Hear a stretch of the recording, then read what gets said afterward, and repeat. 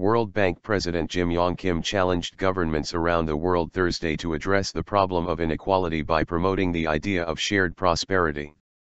But he said doing so will require tailoring policies to help the bottom 40% of populations in developing countries.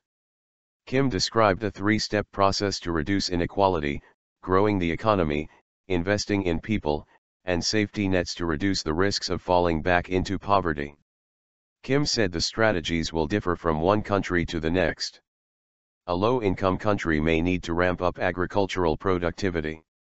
Middle-income countries may focus more on urbanization, building safe, clean, livable cities.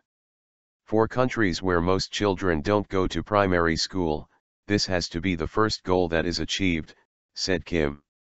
Kim rejects trickle-down economics. The World Bank says economic growth, accompanied by rising wages and job creation, has been the most important factor in reducing poverty and boosting shared prosperity over the past 50 years. But Kim said economic growth alone will not be enough to reduce growing income inequality.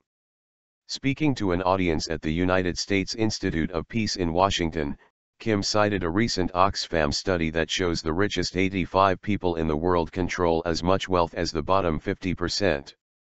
We reject trickle-down notions that assume that any undifferentiated growth permeates and fortifies the soil and everything starts to bloom even for the poor.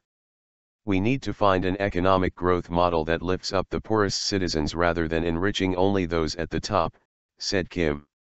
Invest in people. In an era of slowing global growth, Kim said countries need to do everything they can to boost growth.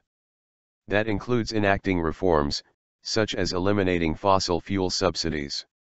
Another important step is to build more equitable and more transparent tax collection policies. But Kim said investing in people, especially in their health and education, may be one of the most critical actions any country can take to promote growth. One of the most cost-effective investments, said Kim, is making sure citizens have access to universal health care. Only when everyone in the world can expect to receive health care and be healthy can we really seriously talk about equality of opportunity, said Kim.